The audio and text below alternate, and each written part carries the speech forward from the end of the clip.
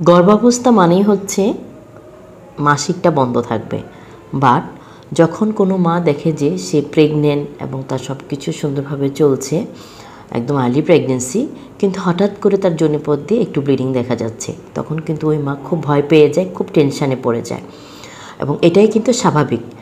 তো যেটা হয় যে যখন আর্লি প্রেগনেন্সি থাকে তখন কিন্তু অনেক সময় একটু একটু স্পট ব্লিডিং হতে পারে, এবং সেটা স্বাভাবিক, বা সেই ব্লিডিংটা স্বাভাবিক ব্লিডিং হোক আর যেই ব্লিডিং হোক, মা কিন্তু ঠিকই টেনশানে পড়ে যায়। তা আবার অনেক সময় কিন্তু থ্রেটেন অ্যাবর্শন বলে একটা কথা থাকে, যে যেটা আমরা থ্রেটেন অ্যাবর্শন বলে থাকি, যে বাচ্চা ভালো আছে বাট একটু ব্লিডিং হচ্ছে, মানে মাকে হচ্ছে থ্রেট দিচ্ছে, ভয় দেখাচ্ছে যে বাচ্চাটা নষ্ট হয়ে যেতে পারে। সো ব্লিডিং হলে আপনারা হচ্ছে টেনশান তো করবেন অবশ্যই, বাট বেশি টেনশান না করে একদম সরাসরি ডক্টরের কাছে চলে আসবেন।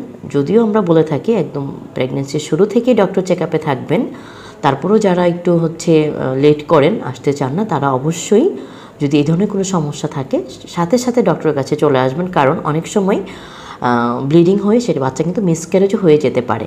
আবার স্পট ব্লিডিং হয় যেটা স্বাভাবিক, বাট কিছু কিছু ক্ষেত্রে কিন্তু বেশি ব্লিডিং হয়ে থ্রেটেন অ্যাবর্শন হয়, এবং থ্রেটেন অ্যাবর্শন থেকে সেটা হচ্ছে ইনকমপ্লিট অ্যাবর্শন বা কমপ্লিট অ্যাবর্শন হয়ে যেতে পারে। সেই জন্য যদি এই ধরনের সমস্যা দেখেন যে একটু ব্লিডিং হচ্ছে, লেট না করে একদম সাথে সাথে ডক্টরের কাছে চলে আসুন এবং বিশ্রামে থাকুন এবং ওষুধপত্রগুলো খান। ইনশাআল্লাহ আল্লাহ রহমত করলে বাচ্চা কিন্তু টিকে যেতে পারে। বাট আপনি যদি অবহেলা করেন, নিয়মকানুনগুলো মেনে না চলেন, প্লাস হচ্ছে চিকিৎসাটা ঠিক টাইমে না নেন, তাহলে কিন্তু বাচ্চা মিসক্যারেজ হয়ে যাওয়ার সম্ভাবনা থাকতে পারে।